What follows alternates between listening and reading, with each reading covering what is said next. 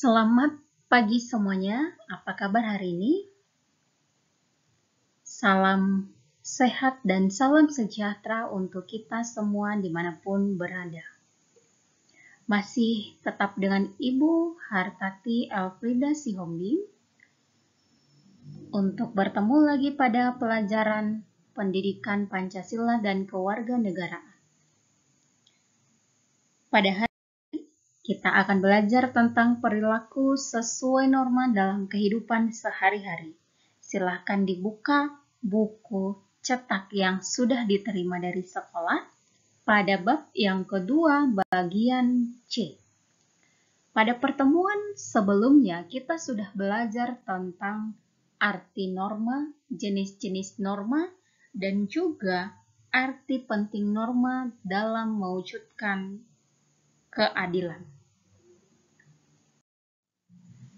Sikap patuh terhadap norma dapat terwujud apabila masyarakat sadar akan arti penting, tujuan, dan fungsi norma. Norma itu apa? Norma adalah aturan atau pedoman berperilaku dalam kehidupan bermasyarakat. Sikap patuh terhadap norma harus dibiasakan sejak dini dengan membina sikap dan budaya seperti budaya malu, budaya tertib, budaya bersih. Budaya malu itu artinya adalah sikap malu jika melanggar aturan. Misalnya, malu datang terlambat hadir di sekolah. Yang kedua, budaya tertib. Budaya tertib itu artinya membiasakan bersikap tertib dimanapun kalian berada. Contoh, mengikuti antrian jika sedang antri. Jangan langsung terobos maju ke depan. Tetap ikuti aturan supaya tertib. Yang ketiga, budaya bersih, yaitu sikap untuk berkata dan berperilaku jujur dan bersih dari tindakan-tindakan kotor. Misalnya nih, tidak menyontek ketika ulangan atau ujian.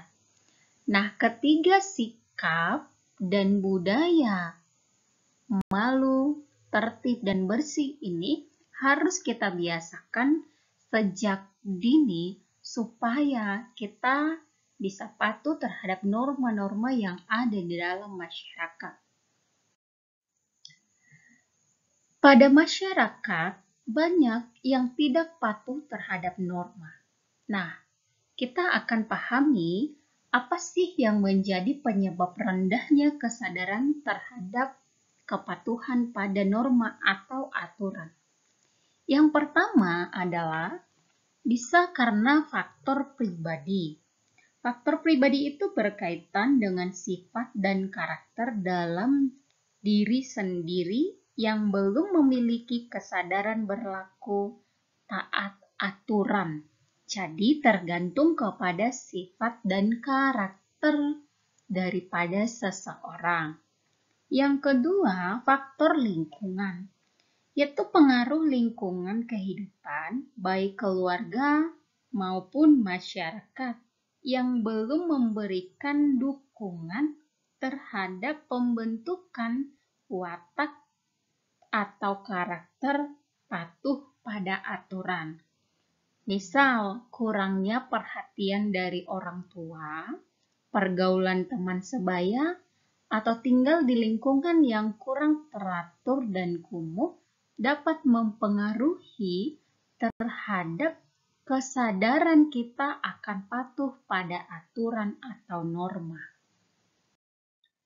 Suatu norma akan menjadi aturan nyata apabila disosialisasikan kepada masyarakat, baik melalui media massa, penyuluhan, dan penyebaran informasi. Jadi, suatu aturan itu dapat diketahui masyarakat apabila pemerintah mensosialisasikan aturan-aturan tersebut supaya diketahui masyarakat, dipahami, dan pada akhirnya dipatuhi oleh masyarakat. Oke, demikianlah materi singkat kita tentang perilaku sesuai norma dalam kehidupan sehari-hari. Pada saat ini, Ibu akan meminta mana sih sikap-sikap kalian terhadap aturan atau norma yang ada dalam masyarakat, di rumah, ataupun di dalam sekolah. Nah, untuk lebih jelasnya, silahkan dibuka bukunya pada buku cetak kita yang tabel 2.5 ada di halaman 59. Nah, penilaian sikap ini hanya perlu memberikan tanda checklist pada kolom iya atau tidak jika saya berdoa sebelum dan sesudah melakukan kegiatan. Apakah kamu berdoa atau tidak? Jadi hanya memberikan tanda checklist. Silahkan dimulai budaya bersih tadi. Budaya bersih yaitu berperilaku jujur dan bersih dari tindakan-tindakan kotor. Jadi jika kamu tidak berdoa sebelum melakukan kegiatan, jangan di checklist ya, tapi checklistlah tidak. Nah, penilaian sikap ini dari nomor 1 sampai nomor 20.